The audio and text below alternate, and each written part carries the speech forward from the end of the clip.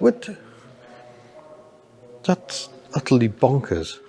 Well, good morning and welcome to Zega here in the Netherlands. It's day 4 of this trip, and what a beautiful day it is. A beautiful day for spotting cars, such as the Volvo 440 over there, or the Matra Morena that I often see in this village when I come to visit. Now I'm going to head off and meet up with my friends, and we're going to go to a car museum today.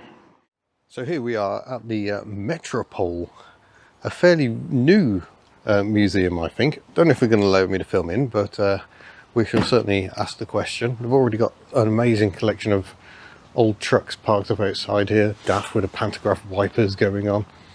And is that a Magaris Deutz in front of it? No, it's a Scania Vabis. So there you go. Original Scania, another daft behind it, and a Mark IV Golf estate with a quite bubbly roof. There's also a historic rally going on, so we did some drive-by footage of some of the cars here, a right mix.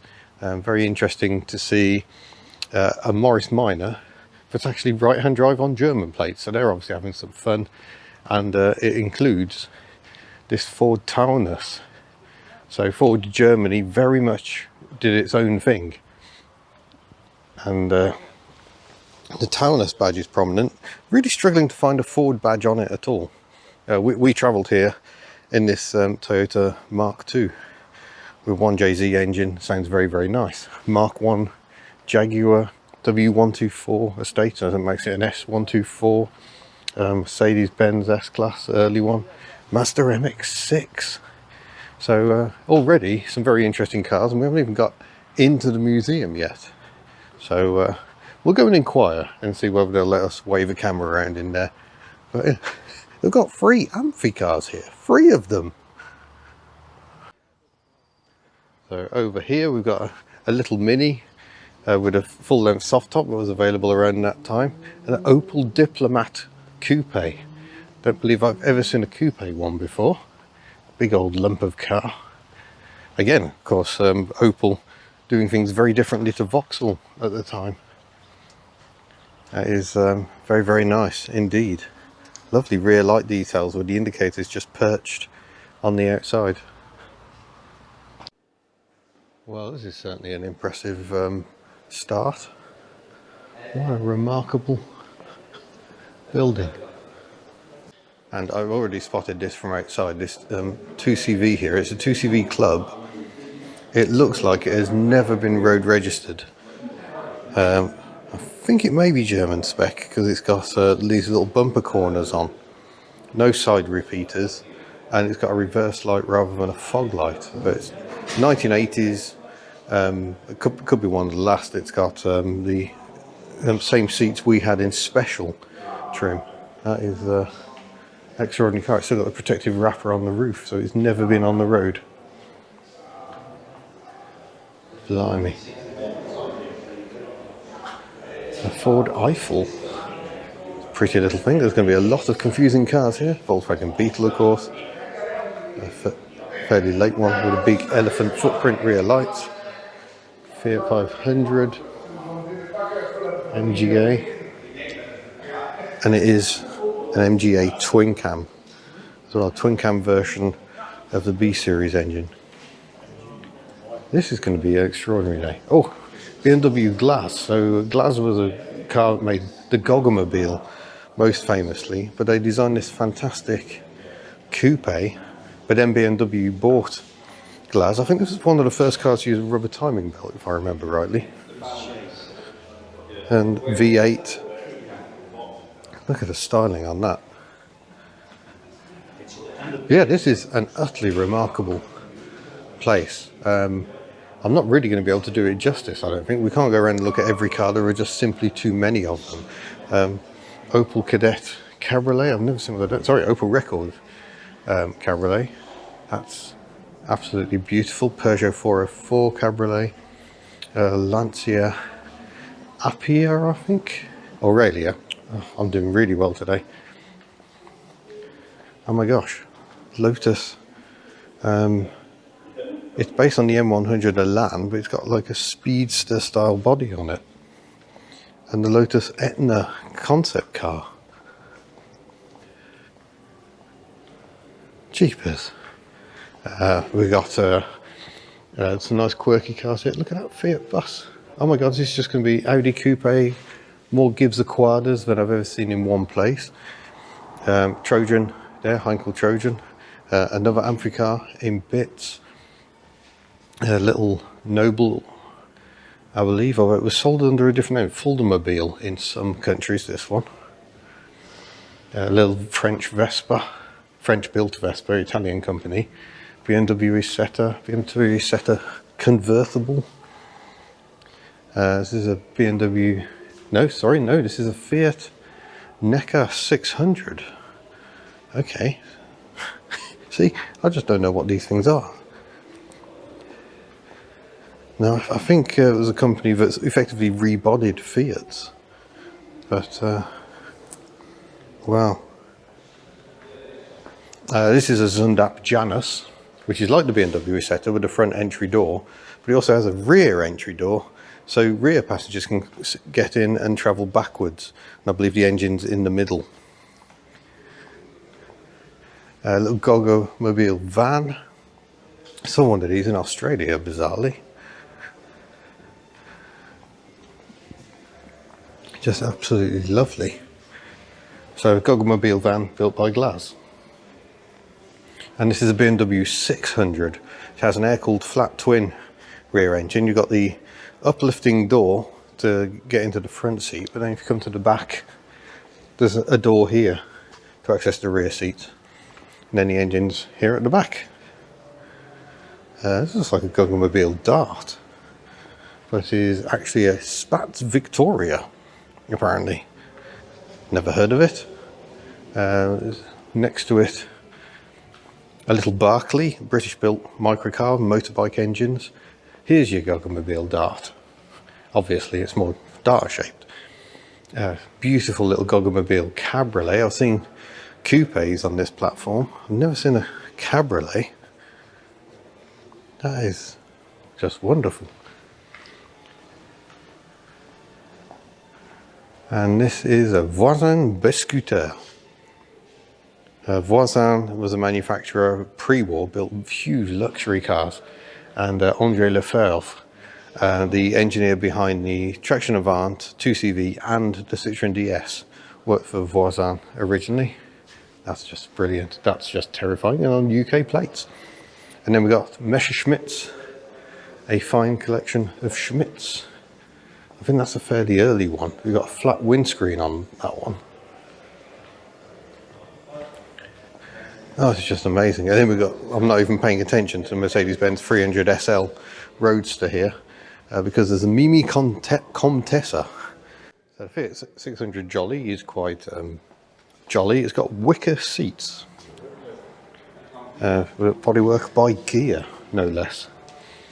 My mate Ferg is particularly taken by the Fervs Ranger here. Little Fiat 500 based off-roadery thing. There's a like resto-modded Lamborghini tractor. That's cool. Merc 280 SL, very, very nice. AC Ace, what became the Cobra. Another Pagoda 280 SL, so named because the hard top has a kind of pagoda structure to it. A Fiat 1500 GT Gear. Apparently a Ferrari 250 GT Coupe behind it.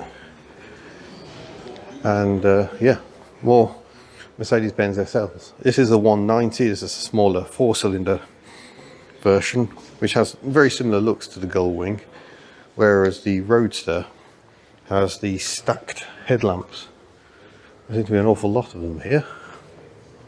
An Oscar 1600 GT Berlinetta, that's very pretty.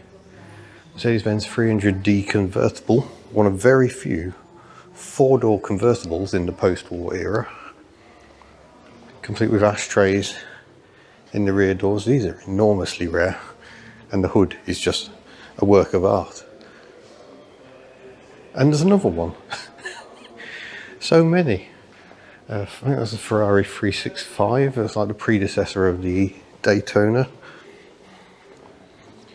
And this Alfa Romeo 1900 Super Sprint Coupe. It was like their post-war luxury car, where they did a V8 car post-war as well. Oh, underneath the structure, Mercedes-Benz 300 SL Roadster. True space frame technology. And just for mini Hubnut in the corner, you don't need much space to put a PLP 50 on display. 17,500 euros doesn't seem ridiculous for that.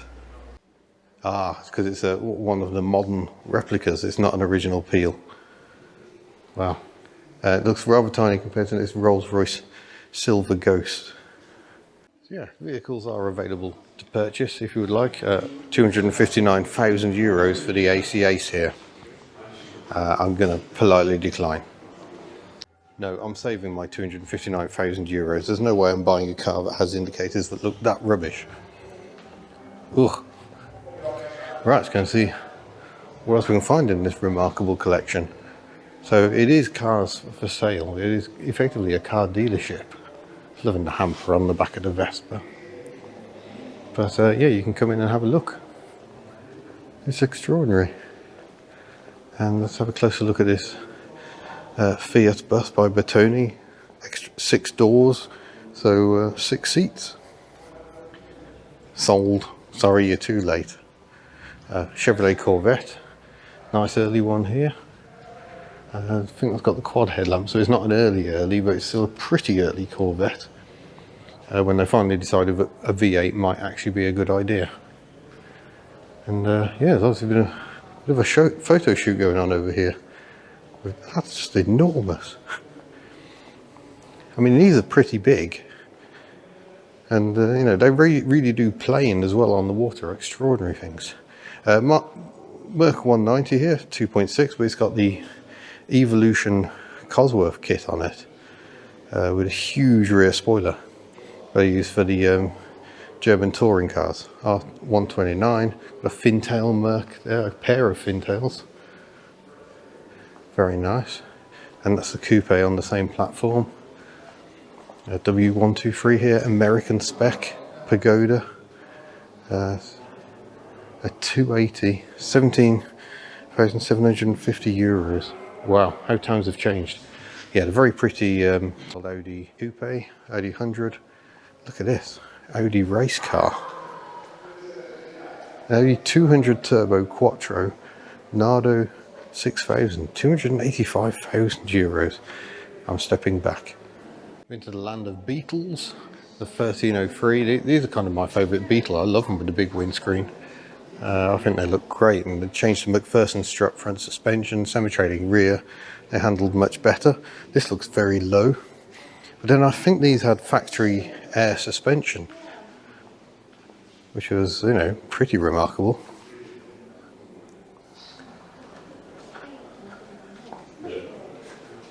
Oh, it is a 300 SEL 6.3. Oh. And next to it, a Poverty Scirocco. Just like the one we saw fairly recently at a show in Wales. What is it? A Volkswagen Jeg. No further explanation is given, but I like the look of it. Still rear-engined, one assumes. Yes, it would look like it. Ah, Brasilia. So that's a Brazilian product. Fiat 900T minibus. Drove the van version a few years ago. This is the second Topolino wagon we've seen since walking into the place. I'm not sure I got the first on camera thinking about it. It's got the later redesigned front end. So that's right at the end of Topolino production before the Fiat 500 Nuevo took over. Fiat Panda, Renault Supersank, a 5 Campus. Beautiful.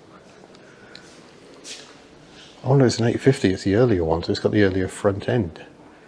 Oh, delicious. Alpha Sud with the flat 4 engine. Wow, 11,950 euros. Oh, a DS Chaperon recreation. So even this recreation, they're asking 154,000 euros. We will come back and look at the 2CV in a minute.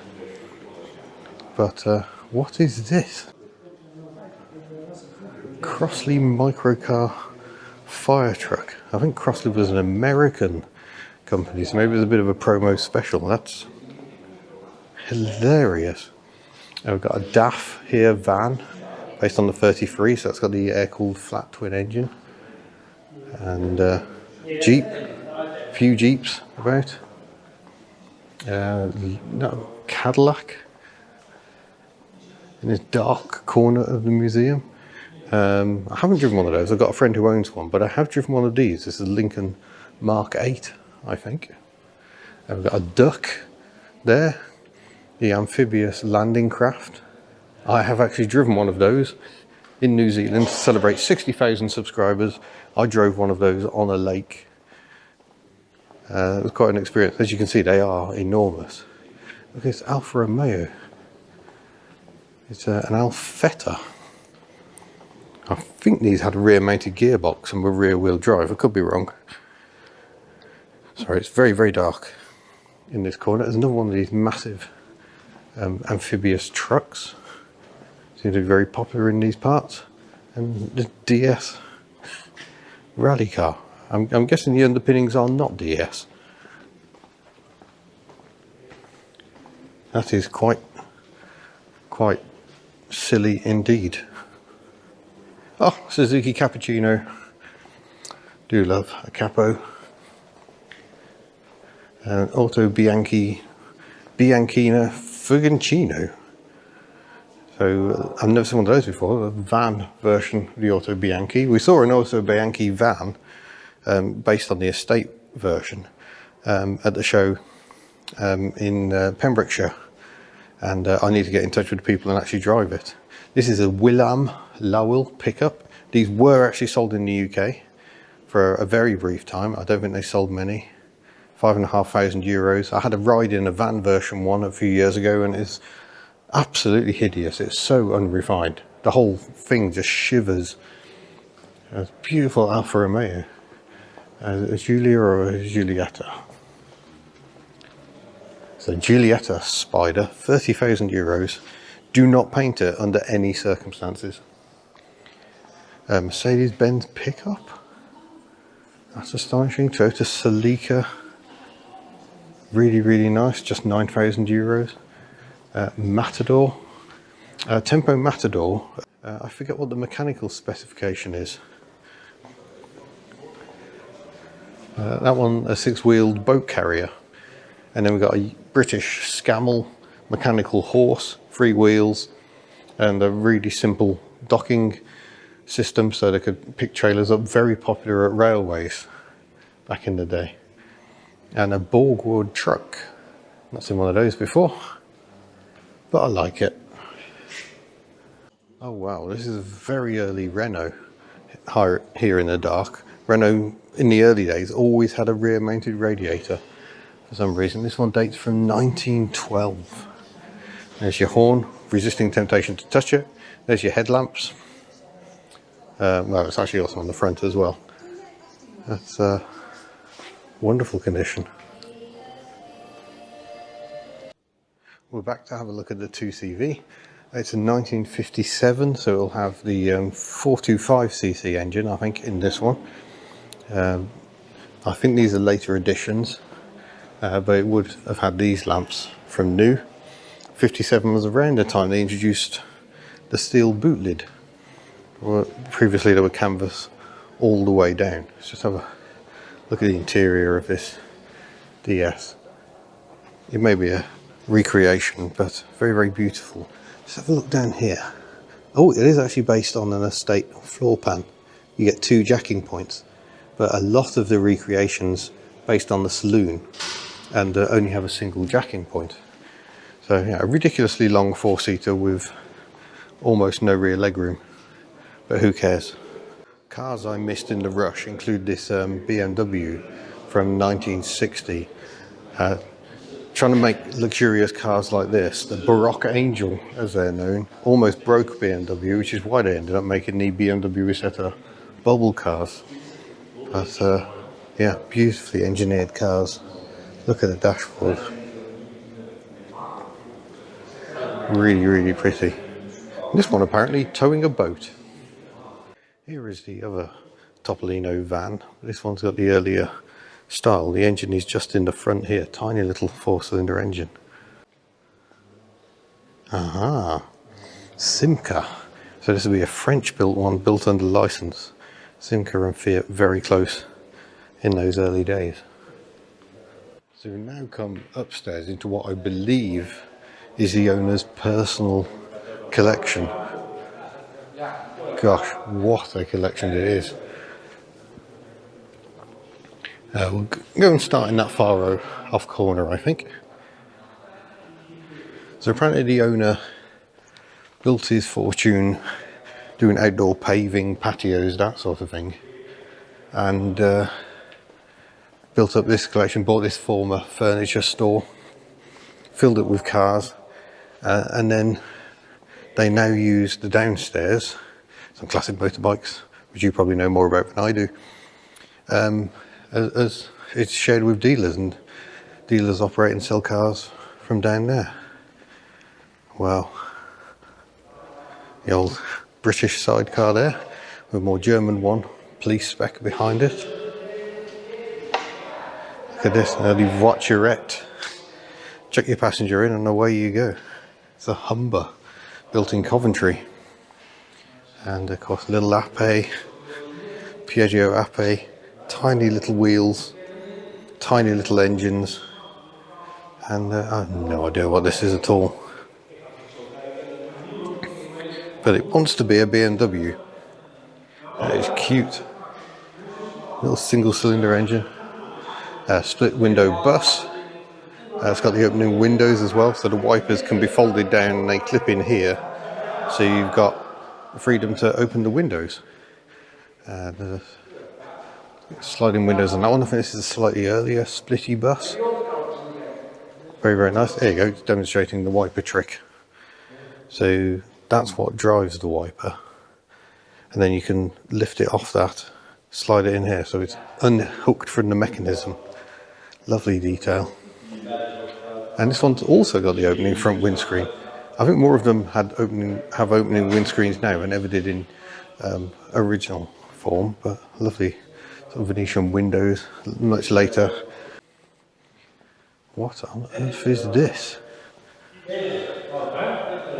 Steyr, haha, a Steyr of some sort. Steyr being the company that later built the engines for the Invercars. And I think we can see where inspiration was drawn for this car, don't you? A nice split rear window Beetle right next to it, in fact. Look at this early V8 engine, is it? Wow. All sorts of things. Oh, Volkswagen Golf. But the country version where they jacked it up, fitted the spare wheel on the back, 4-wheel drive. Never sold in the UK. Very rare. Mark 1 GTI. Obviously, I apologise for the noisy Dutchman, such is life. Golf GTI here as well, later one. Another nice Beetle. This Porsche 911 Targa. That's an amazing colour. And the earlier 356 by Porsche with flat 4 engine at the back. Very much started as a sportier Beetle really, but Porsche ran away with the design and developed everything that followed. This is apparently the bitch from 1929, a big old Bentley. There's a replica of Carl Benz's original Motorwagen here, the very first production car. Although Gottlieb Daimler might dispute that. Big flywheel on the bottom with, look at this, drive units. Extraordinarily complex. Yeah, Carl Benz went for a 3-wheeled design layout originally, whereas Gottlieb Daimler went for 4 wheels. This is a Clement Type B voiturette. Very nice, another very early car with the exposed radiator fins. Dietrich, got the wooden wheels. A remarkable collection. Fiat 500 Nuevo with the Abarth-esque opening boot, or not boot, engine cover. Several 500 Nuevos in fact. This one is Giardiniera Estate version, where the 2-cylinder engine is mounted on its side to increase the boot space. Lovely. And an Auto Bianchi, another Bianchina, or Bianchina I suppose it is. Look at these gorgeous little indicator repeaters. This is the first time I've seen a convertible one of those. Based on the Fiat 500. Another DAF 33 there, the Variomatic. Don't even know what this is. A BMW 328 from 1939. Interestingly, Fraser Nash, the British company, took all the designs for these pre-war BMWs and launched a range of post-war cars that were pretty much just BMWs. I think this is an early BMW as well, early post-war. It's got opening windscreen. Very, very beautiful. And this one here again in the BMW stable, I believe. Twin kidney grille. Very, very nice. I'll try and get a move on because there's an awful lot of cars here to see. An awful lot of them.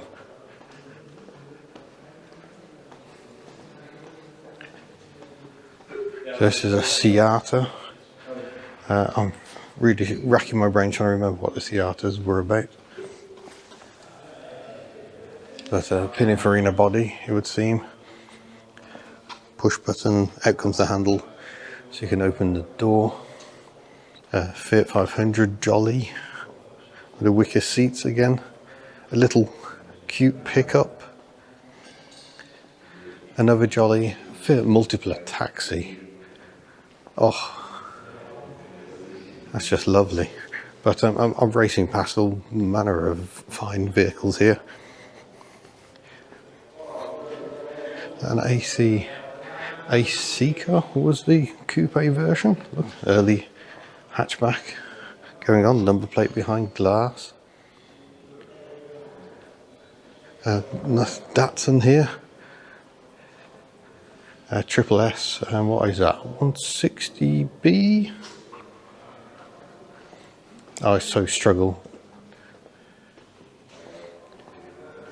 That's the Violet platform, very nice. A very muscular Mark 1 Capri. Mazda Cosmo. Oh my gosh, the original rotary engine car. Delicate little wiper spoiler. So this is where rotary engines began, in road-going cars. Wow. It's a Lamb Plus 2 with its headlamps popped up. We helped wake one of those up recently. More Topolinos of various kinds. We'll go and have a look more at those in a minute. Because I'm going straight past a line of very fine Mercedes-Benz cars. Even more 300SL Roadsters. So many. This one's got the ski rack on the back. And the 300SL Gullwing. So we saw that space frame downstairs, which explains why the sills are so very, very vast. Mechanical fuel injection on this big 6-cylinder engine in, was it 1953, 54 these came out? Just astonishing vehicles. Another Alfa Romeo here, 1929 apparently. It's got some competition history. Let's dive back across to the little Fiats and that remarkable Cosmo. This was like a rallying Topolino, which is quite brave. So again, that's the earlier style. This is the later facelift, where I tried to make it look a bit more like a normal car. So peek at the interior. It's a little simple in there. Triumph GT6, got American spec indicators on it. It's probably American spec. Sierra Cosworth, Corvette Stingray, Ford Mustang GT350, Datsun 240Z. What a colour that is. That could only be from the 1970s. The smaller 190SL, again with ski rack, and that 300SL-esque front end. Look at this. Fiat 500 Topolino Woody estate car. I've never seen one of those in the metal, I don't think. Is an all-steel version. Renault Dauphine. Oh, Ondine. I think Ondine, was that the lower spec version? Struggling to remember. And this is a Fiat, again a Fiat Simca, so French built. Wow. And here we have some Mercedes-Benz 600 Grossers, short wheelbase. All of the wheelbase. Look at that. Look at that for a cocktail cabinet. It's even got a tap. Extraordinary luxury. 129 SL, but without headlamp wipers. Disappointingly, Aston Martin Vantage, by the look of it, V8 Vantage. Maserati Ghibli. Unbelievably, electric classic cars have got one of these, but they're putting an electric motor in. Maserati 3500 GT. I think these were the first post-war Maseratis. As road cars, I could be wrong in that. I'm often wrong. What we got over here? I'm picking up some Simca vibes on this one.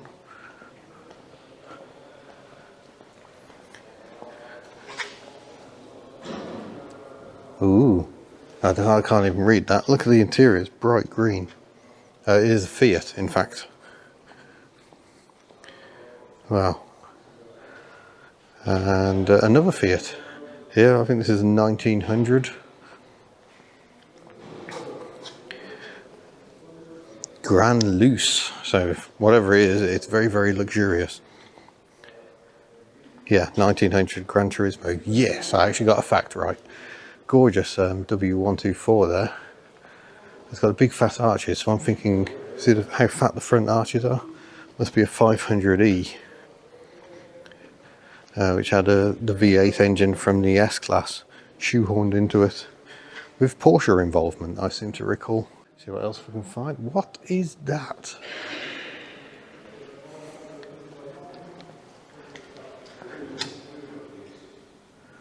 Fadoram? Oh, Padovan, that apparently says. Fiat 1100 based. What? That's utterly bonkers. Crazy. Borgward Isabella is a very fine manufacturer of German cars. And this is the coupe version of the Isabella. Very, very pretty. These are lovely, solid, robust. They kind of remind me of standard Vanguards in that sort of solidity. This is American and hideously ugly Chrysler. Is it a 300C? Series 2 Newport. That was close, as in it was the right company.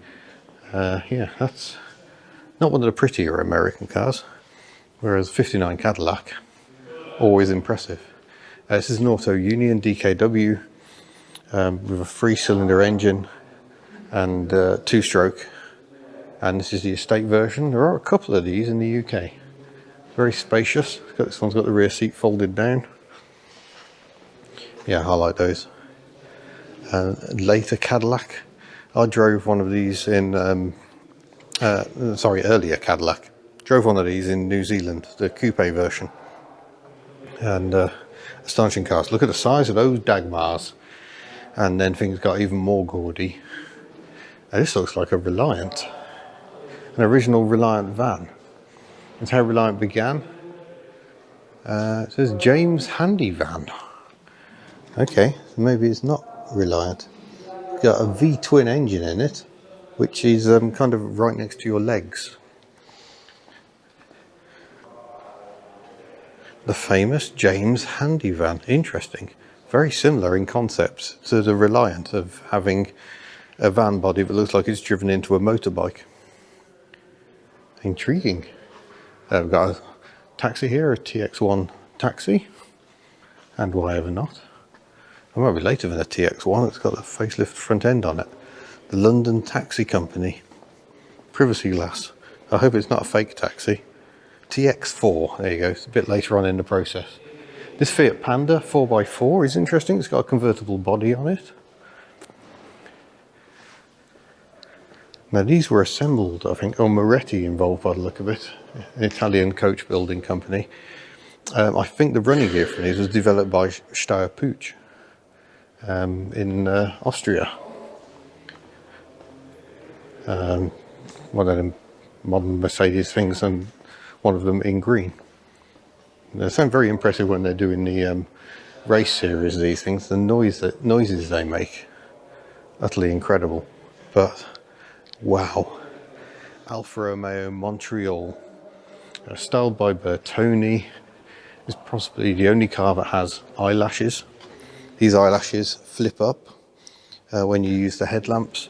V8 engine, just extraordinary cars. Beautiful, even the wipers, I think, are beautiful. Behind it, an Alfa Romeo GTV. It's just the four-cylinder version, because the V6 had a huge bonnet hump on them. There we go, GTV 2 litre. So at least I got something else right. But yeah, the Montreal, just one of the finest cars ever made, I think. Another Alfa Romeo Giulia SS, Bertoni body, very, very dramatic. Another Alfa Romeo Giulia, I think, here as well, or Giulietta. Wow. Ferrari Berlinetta Boxer. This is the 512, the slightly later version. We're going to come in and have a look at the incredible 2 wiper bladed pantograph wiper. That one looks like it's going to crash into itself, to be honest. Another 2CV. Was this a Dutch thing, I wonder, to have these little lamps here? It looks identical to the one downstairs. It's a 1957 again. It's got an aftermarket bumpy boot, as they were called, to give a bit more load space. And I think these also predated the normal boots. I could be slightly wrong in that. This 2CV is a 2CV4 from the 1970s, I'm going to say. These rear lights came in the very end of the 1960s, so I could actually be wrong. This might be one of those very early restyled ones when they first started using the indicators in the front wings. 1971, so I was pretty close. These have got a 435cc engine, which is an entirely reworked engine from the earlier 425. Jaguar X K140, it's a drop head coupe. They did Roadsters, which didn't have side windows, and you had to kind of assemble the roof yourself. And they did a drop head coupe and a fixed head coupe. Citroen Acadian, which has been repainted, but repainted with a brush, I think, and is perhaps all the better for it. Acadians were made in Spain on a stretched wheelbase. It's slightly longer wheelbase than the standard production car, unlike the 2CV vans that had always had the original chassis. 2CV Sahara, one of the more valuable cars in the collection, believe it or not. Twin engine 2CV, spare wheel is here, and the fuel tanks are here under the front seats because there's a second engine in the back. So it's 4-wheel drive simply by having 2 engines. And there's floor-mounted gear lever because it's controlling both gearboxes, hydraulic clutch, so you're activating both clutches at once, I believe. Extraordinary things. That's been beautifully restored. Here's a Citroen DS, Jaguar XK. I was going to say 140. It is a 140, isn't it? In fact, that is the Roadster version. No, that's a 150. My brain is just frazzled. And this is XK150. This is one of the rarer versions, I think. The open 2-seater. Now it's a 150 fixed head coupe with modifications, because this is entirely different to how it would be from factory. It's got Mark II rear lights. Interesting. Citroen SM, the Maserati V6 engine, Diravi powered self-centering steering that's speed sensitive as well. Speed sensitive windscreen wipers apparently as well. And a gorgeous gear gate. And amazing seats, actually, really comfortable. And the Maserati V6 is about here. and then the gearbox is ahead of it driving the front wheels, and various jack shafts to make the hydraulics work. This one, American spec, it's got the American spec front on it. One day up and down vids, hopes to have an SM as fine as this one. Currently he has quite a lot of rust, but stick with it Kitch, you'll get there. The indicator trumpets on the DS, that's a late one, 2.3 litre engine but with injection electronique. And it looks like they kept in running order as well. That power coming down to feed a battery charger, that's good. It's a Mercedes-Benz SLC. It's not a removable hardtop, it's a fixed roof, a bit longer than the SL convertible, so you've actually got a bit of room in the back. Yet another 190 Lotus Europa. This is the first production car Lotus built with a mid-engine, Renault 16 engine transaxle driving the rear wheels. Audi Sport Quattro short wheelbase. Hard to tell if that's a recreation or not. You have to adjust the windscreen to get it to work on one of these if you're doing a recreation, but I don't know which one's good and which one's not. But the Porsche 928 over here, a pair of them give us a pair of pantograph wiper moments.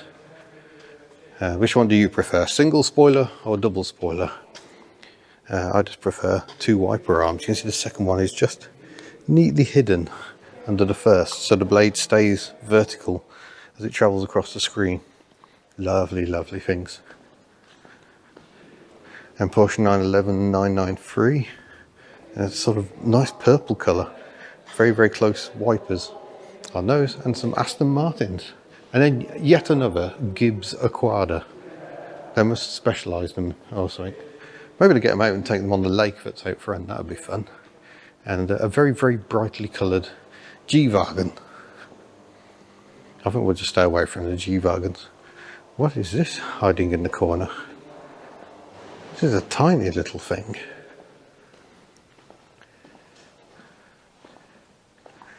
A Bandini 750 Sport. So I think that'd be Fiat based. Gorgeous little badge, but yeah, what an amazing collection. So this is the Metropole collection here in the Netherlands. Do check it out, it's extraordinary. A phrase you won't hear often on Hubnut: we need more Ferraris. This is a 275 GTB, and definitely one of the prettier Ferraris, I think. Lovely looking things. Alfa Romeo next to it. That's huge. Look at that, it's got a travel case in it. Right hand drive, because even Italian built cars for the Italian market would often be right hand drive in the immediate post-war years. You're seen as being more classy. This is a 6C 2500 SS. Look at the headlamp detail. It's extraordinary.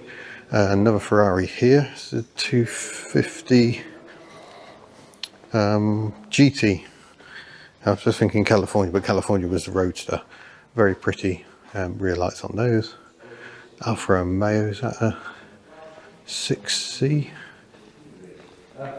It is a 6C. Haha. Watching Good Food Festival of Speed actually had some benefits. And what on earth is this? Pegaso. Aha!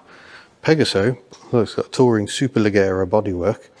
Pegaso was a Spanish manufacturer but still makes trucks. And this was their attempt to make a huge luxury car. I think it's a big V8 quad cam, possibly. An extraordinary machine. We've got more Alfa Romeos all along here. Fine collection of them. So yeah, that was a remarkable collection here at the Metropole. Do come and check it out. It is mind-blowing. My mind entirely blown. Oh, no, we're not done yet. We've still got commercials. Go past the Fiat 600 Multipla taxi again. See, 3 rows of seats. Even a little luggage rack here in the front. Still got the taximeter. That's a remarkable survivor. But yeah, we must go and look at lorries. Oh, no, quickly I got to divert over here. Looks like Bertone bodywork on, oh, an Arnold Bristol. Well, I think I have seen some of those racing. This is a Healey Silverstone, and a really fascinating car. Uses a Riley engine, I think, but the windscreen, you can actually wind the windscreen down so that when you go racing, you've got better aerodynamics. Or you can have it so it's just a bit of an aero scoop. So yeah, very extraordinary car. So that's become the same Healey that became Austin Healey. And this is a Ladowri Daytona Special. Please don't ask me anything about it. I know absolutely nothing. Oh, let's just have a quick look at this BMW convertible. I don't think I've ever seen one of those before. I wonder if they were done by Bauer. A 1600 convertible, very nice. But let's go and check out the commercials. And maybe I'll just pan around it from up here at the top. Look at this. Wow. Mack truck down there. Some DAFs up the back. Mind blowing. That is a very strange looking vehicle, but could haul quite a lot of fuel apparently. Wow.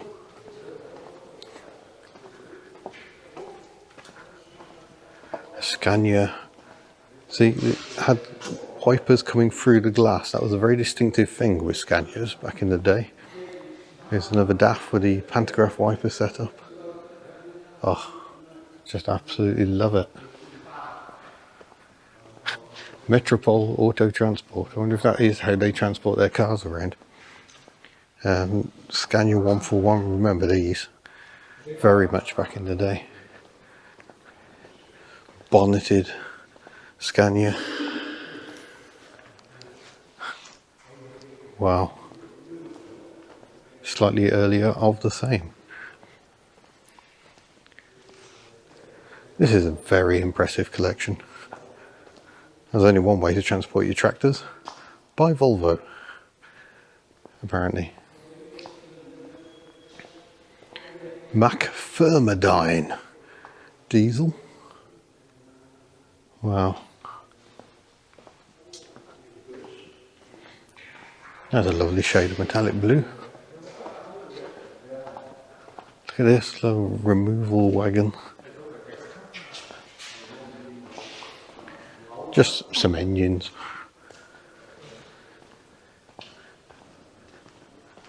Wow. Old animal wagon.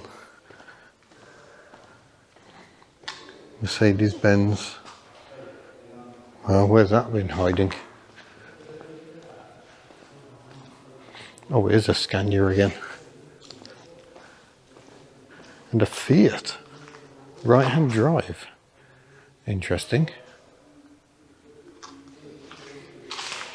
Yeah, no, a huge bonneted Scania with a big V8 engine. I think they did this because you could keep the cab height a bit lower by having a bigger engine out front. MAN diesel, that company's been going a very long time. And an enormous Kenworth with all of the lights. I have no idea what this is.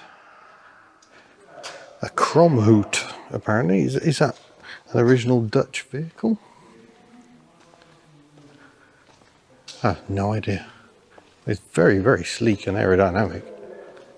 An even earlier DAF, and oh my gosh, a fintail body. Is that a restoration project? Excellent use of gaffer tape to keep the bonnet down. And the early S-Class, I think, body. Gosh. No, have a bit more, because I've missed this little dinky coach. which is beautiful. That's a Van Hool body. There are very few clues. Yes, it's a huge coach from the front, and then you start walking around it and suddenly it's tiny. Carrosserie Smit. Oh, okay, so not Van Hool, it's a Smit. A Smit what though? I have absolutely no idea, or no clues. Well, there we go. I think that is me going to sign out on this one. It's been an extraordinary place, this Metropole Museum, so do come and have a look around. It's mind-blowing. My mum is utterly ruined, to be honest. And yeah, thank you for watching. I'll see you in a future video. Farewell.